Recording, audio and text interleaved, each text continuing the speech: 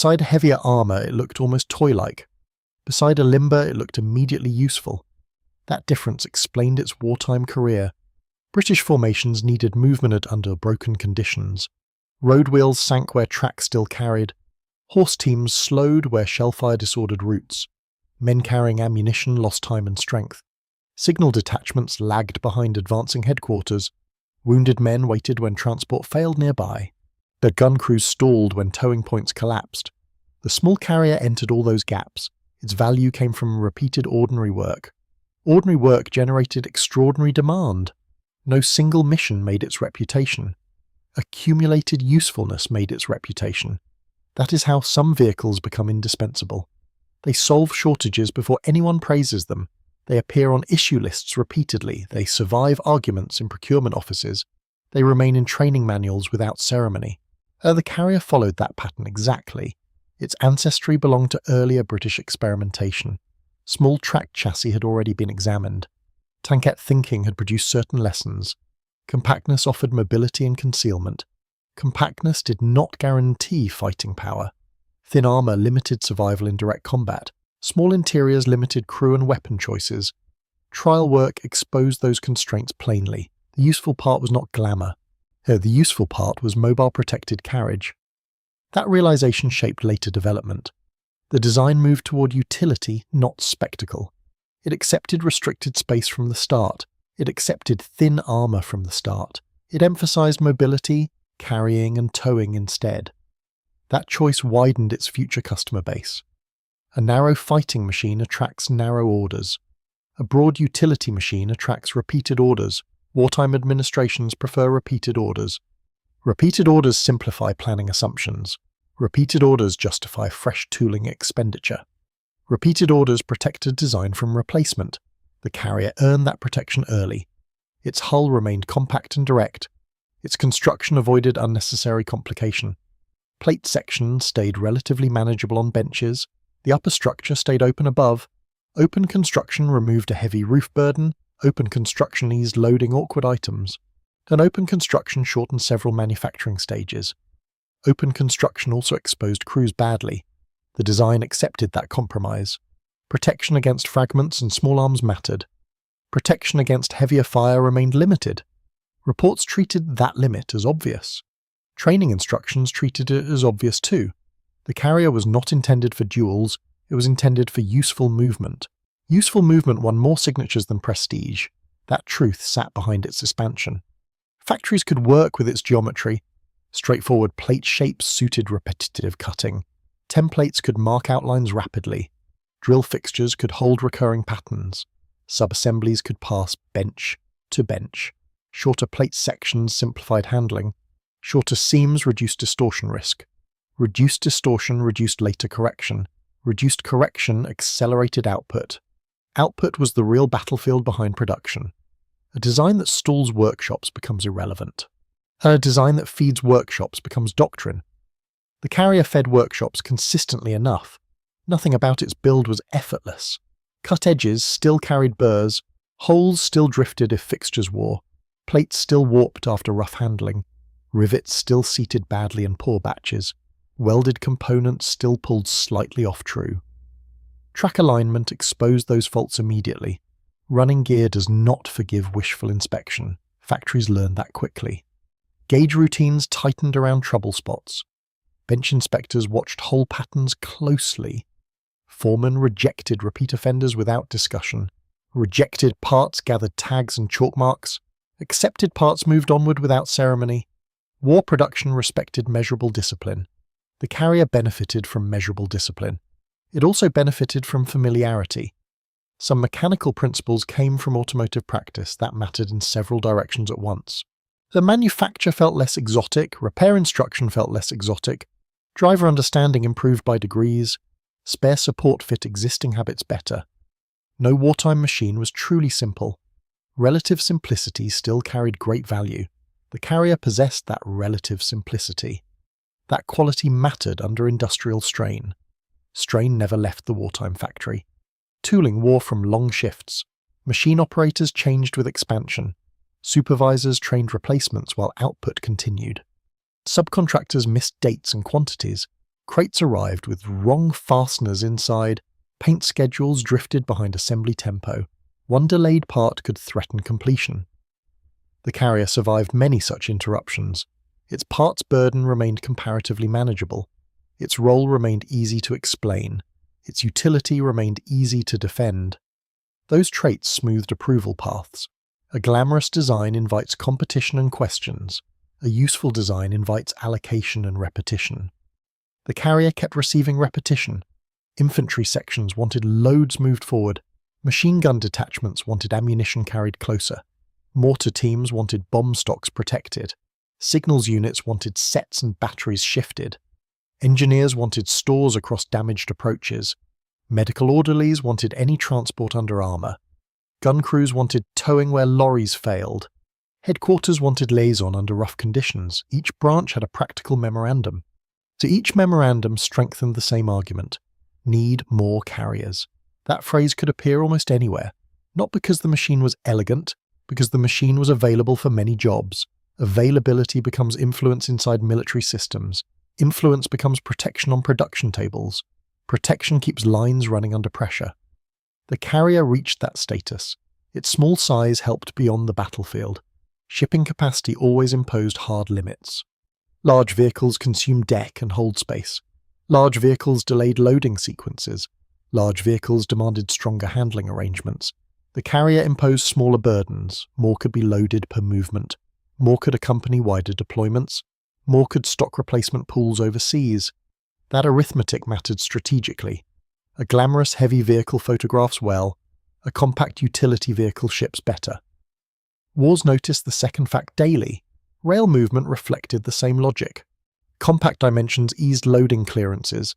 Moderate weight burdened bridges less severely. Depot maneuver remained easier in confined areas. Embarkation teams worked with fewer complications, tiny in profile, broad in logistical usefulness. That contrast belongs at the centre. It explains the title more accurately. The machine seemed minor when stationary. It became major through multiplication. Multiplication came from solved problems. An ammunition run completed once is useful. An ammunition run completed every day is decisive. A gun tow completed under shellfire matters. The same tow roll repeated all week matters more. A casualty evacuation once is remembered. Daily casualty evacuation creates dependence. The carrier generated that dependence. Dependence grows quietly before becoming obvious. By then, replacement becomes difficult. Not technically difficult at first, administratively difficult. Successor needs fresh drawings approved.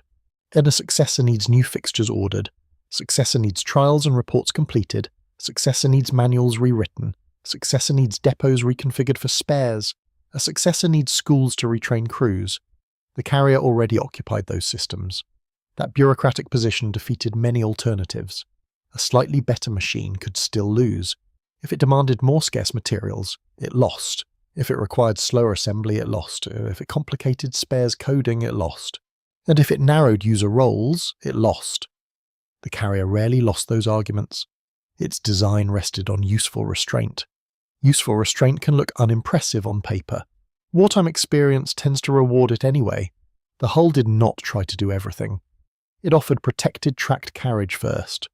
Other roles followed from that baseline. Some carriers hauled anti-tank guns. Some carried mortar crews and ammunition. Some transported wireless sets and operators. Some acted as command transport. And some simply moved supplies where required. The basic pattern persisted underneath. That continuity aided mass production. A stable pattern protects manufacturing rhythm. Every major change threatens rhythm. Every revised bracket risks delay. Every altered mount risks conflicting drawings. Every extra fitting invites a mission somewhere. The carrier survived by limiting upheaval. Variations still appeared in service. Field workshops added practical fittings constantly. The stowage straps appeared on useful surfaces. Wooden blocks supported awkward loads. Tarpaulins covered delicate wireless components. Boxes were lashed where room allowed. Local brackets emerged from scrap steel. Factories disliked uncontrolled modification. Frontline users liked whatever solved an immediate problem. That tension persisted throughout its career. Some alterations were later accepted formally. Some remained local improvisation indefinitely. The machine tolerated that untidiness fairly well. Tolerance matters under wartime pressure. A vehicle too delicate for improvisation loses value. The carrier was not delicate. It was cramped, noisy, and exposed. Those are different faults. Cramped interiors challenged all routine handling. Crewmen worked around each other constantly. Equipment crowded every available edge. Ammunition cases reduced movement further. Wireless sets consumed valuable volume. As stretcher handling remained difficult and awkward. Boot soles wore paint from floor plates. Oil and dust mixed into persistent grime. Spent brass found corners and stayed there. Rain entered freely when it chose. Sun and dust entered with equal ease. The open top simplified loading. The open top punished comfort. Comfort ranked low in wartime calculations. Function ranked much higher. That ranking sustained the carrier's reputation. Its running gear made the whole idea worthwhile. As track spread weight across poor surfaces, ground that trapped wheels stayed negotiable longer. Rutted lanes remained passable in many conditions. Shallow shell holes could be crossed. Approaches to gun position stayed reachable. Narrow country tracks imposed fewer problems. The carrier could get close enough. Close enough often decided usefulness. A lorry unable to approach helps little. A small track-cad carrier approaching carefully helps much. That is not dramatic language. And it is transport arithmetic under fire. The arithmetic repeated across theatres. In desert conditions, dust dominated maintenance. Dust entered joints, bearings, and filters. Abrasive grit punished moving parts steadily. Cooling margins narrowed under heat. Crew fatigue rose from heat and vibration. In Europe, mud became the chief enemy. Mud added weight to tracks and guards. Mud packed into recesses around the running gear. Approaches to positions turned into troughs, and the carrier still reached points wheels avoided. In winter, ice created another discipline. Frozen lubricant altered morning behaviour. Metal punished bare hands immediately. Packed snow changed traction and steering feel. Starting routines became slower and stricter. In wetter climates, rot and moisture intruded. Canvas suffered. Electrical reliability suffered. Stored items absorbed damp and dirt. The same basic machine continued working. That continuity built a trust. As trust matters more than praise in war, commanders do not need to admire a carrier. They need to know it will probably move. Probably move is a powerful standard. The carrier often met it. Not without mechanical complaints. Mechanical complaints followed it everywhere. Track tension demanded regular attention. Loose tracks risked derailment over obstacles. Over-tight tracks increased drag and wear. Road wheels wore unevenly under rough service. Suspension pins loosened after repeated punishment. Unsteering linkages drifted from proper adjustment. Engines required disciplined routine checks. Access for some tasks remained awkward. Hands worked in narrow spaces. Tools disappeared under hot components. Knuckles paid for basic servicing. Crews complained in practical terms. Practical complaints did not reduce demand. A difficult machine that still works remains useful. A comfortable machine standing immobile does not. Workshop returns proved that hierarchy constantly. That most faults were not mysterious. That was a major advantage. Routine faults create routine responses. Routine responses shorten downtime. Unusual failures create correspondence and delay. The carrier mostly generated the first category. Track work, steering checks, worn fittings, hot engines, dirty filters, loose mountings. These problems consumed parts and labour. They usually did not consume entire programs. That distinction kept large fleets supportable.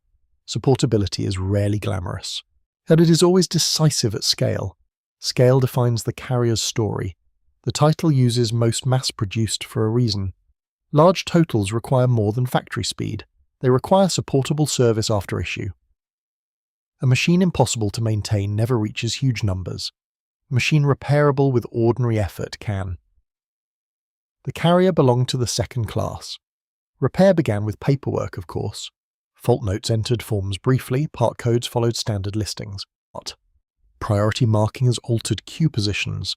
Workshop transport required separate arrangements. Cannibalization answered some urgent shortages. Replacement pools absorbed the rest. The bureaucracy surrounding repairs remained manageable. Manageable bureaucracy sustains large fleets. Unmanageable bureaucracy strangles them quietly. The carrier did not escape paperwork. It fit paperwork efficiently enough. That sentence explains much of its dominance. Forms matter in war. Stock cards matter. And issue vouchers matter. Inspection sheets matter. Transport warrants matter. A design that fits those instruments survives. The carrier fitted them with unusual ease. Its standardization helped at every step. Standard parts simplify ordering. Standard parts simplify storage. Standard parts simplify substitution after shortages. Standard parts simplify training literature. Standard parts reduce disputes during inspection. A standardized vehicle becomes easier to trust. So trust reduces resistance to further orders. Further orders protect output. Output reinforces standardization again. That loop favored the carrier heavily. Factories themselves reflected the same cycle. Plate cutting settled into routine. Drilling settled into fixture work. Small assemblies advanced in predictable sequence. Inspection stations learned recurring trouble spots. Rework benches handled familiar corrections. Crating departments learned dimensions by memory. Loading parties knew the balance of each shipment. Such repetition creates manufacturing momentum. Momentum matters enormously once war expands. A production line with a momentum attracts support. An uncertain line attracts scrutiny and hesitation. The carrier's line earned momentum. It did so through ordinary savings, a shorter weld here, a simpler bracket there, a familiar engine arrangement elsewhere, less handling between stations, less measuring at final fit, less dependence on the specialized processes. Each reduction looked small by itself. Together, they created volume. Volume changed the machine's historical status. At some point, quantity becomes identity. The carrier crossed that threshold. It stopped being merely useful. It became expected. Expected equipment shapes planning assumptions. Assumptions shape operational behavior. Behavior generates even more demand. Forward detachments planned around available carriers. And gun crews expected towing help from carriers. Supply movements were assigned to carriers, signals movements were assigned to carriers, casualty lifts were assigned to carriers. When a machine keeps receiving tasks, the organization reveals what it truly values. The organization valued non-stop usefulness. The carrier supplied it better than most. That usefulness did not erase vulnerability. Heavy fire remained dangerous, anti-tank weapons remained dangerous. The open top remained dangerous. Fragments from airburst or artillery remained dangerous. Misuse produced predictable losses. Official instructions tried to limit misuse. Drivers were taught route discipline. Crewmen were taught dispersion and concealment. Commanders were reminded of intended roles. Circulars restated employment boundaries. Field pressure ignored boundaries often enough. An armoured tracked vehicle nearby invites overconfidence. A machine available now is used now. That fact cannot be removed by doctrine. The carrier suffered for that availability sometimes. Loss returns recorded the cost, replacement demands recorded the value anyway. Units still asked for more. That persistence deserves attention. A type rejected by users does not survive long. The carrier survived because users found work for it. Found work, then more work. The machine also demanded disciplined loading. Overloading punished the suspension first. Poorly distributed loads altered vehicle behavior. Loose stores became hazards on inclines. Fuel cans near hot components risked worse. Ammunition stacked carelessly blocked access and movement. Training had to address those ordinary hazards. Formal training covered more than steering. Load balance mattered on rough terrain. Tow procedure mattered during gun movement. Recovery procedure mattered after thrown tracks. Tool access mattered during roadside repair. Fire precautions mattered in cramped petrol compartments. So smoking rules were not decorative. Inspection officers noted lapses curtly. Curt language usually signals recurring trouble. Crews also learned by observation and habit. Engine note changes could indicate strain. Unusual smell could indicate worse. Track sound could reveal poor tension. Steering feel could reveal another fault. Attentive crews prolonged service life. Neglect shortened it quickly. Fast-moving campaigns produce neglect inevitably. Service intervals slip under pressure. Greasing points are missed. Fasteners loosen unseen. Filters remain fouled too long. Small emissions accumulate towards stoppage. The carrier rewarded those who watched it. That watchfulness was part of its wartime reality. No machine at scale runs on design alone. It runs on design, supply, training, and habit. The carrier aligned those elements unusually well. Its compactness even affected concealment. A small vehicle tucks beside embankments more easily, and a small vehicle occupies less visible space. A small vehicle can wait near hedges discreetly. Concealment never made it invulnerable. It reduced exposure when properly used. That was another practical benefit. Practical benefits keep returning in this story. They must. The title's secret lies in practicality, not glamour, not celebrated firepower, not exceptional armour thickness. Standard parts mattered. Fast assembly mattered. Non-stop usefulness mattered most. And each of those needs a human setting. Standard parts meant fewer arguments at depots. Standard parts meant fewer strange items in stores. Standard parts meant fitters recognised what they handled. Fast assembly meant fewer stalled benches. Fast assembly meant more completed hulls per month. Fast assembly meant fewer opportunities for delay. Non-stop usefulness meant another section requesting issue. Non-stop usefulness meant another workshop repairing worn examples. And non-stop usefulness meant another clerk justifying more allocation. That is how scale builds. It builds through repetition across layers. Factory floor, inspection office, depot yard, training ground, gun line, aid post. The carrier connected all of them. A tiny machine with broad administrative footprint. That phrase comes close to the truth. The machine looked physically modest. Its demands on the system looked modest too. That mattered. And a design asking less from everything can usually be produced more of. Less steel per hull helps. Less shipping volume helps. Less specialized tooling helps. Less training complexity helps. Less maintenance novelty helps. The carrier accumulated all those advantages. None were individually miraculous. Together they were overwhelming. That combination defeated more glamorous rivals. A better protected machine might exist, a heavier armed machine might exist, a more comfortable machine might exist, and a faster machine might exist in ideal conditions.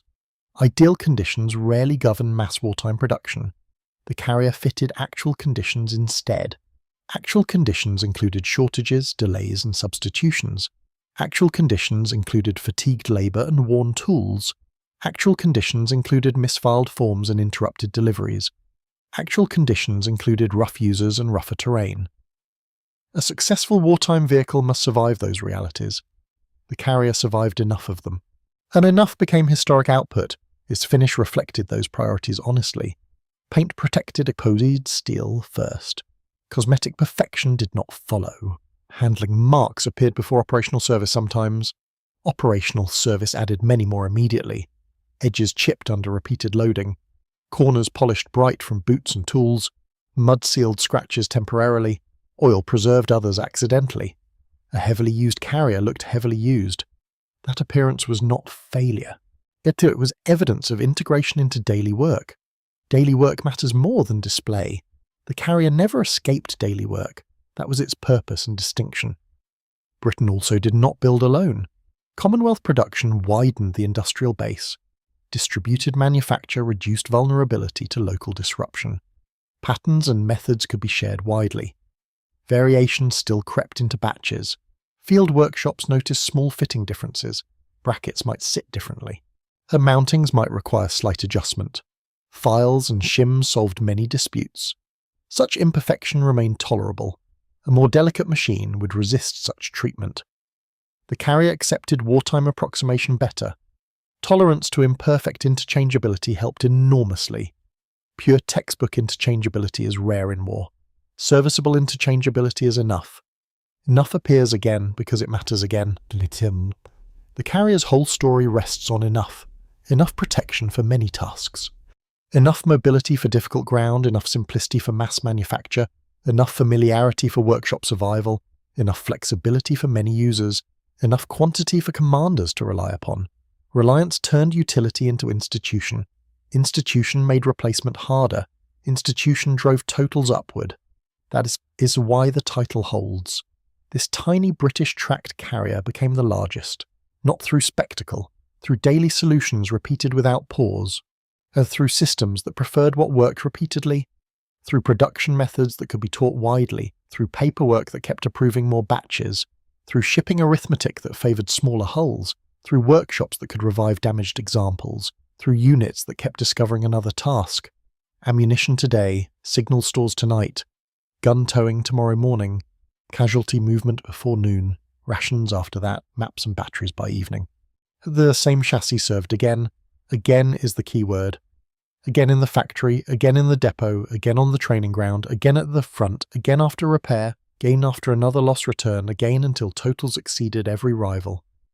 The machine never needed glamour to achieve that, it needed usefulness that did not stop. That usefulness sat in its very shape. Compact hull, simple construction, practical running gear, flexible loading space, standardized parts. Acceptable manufacturing tolerances, survivable maintenance burden. Those qualities sound plain because they are plain. Plain qualities often win industrial wars. The carrier proved that with the unusual clarity. It became the armoured vehicle most produced.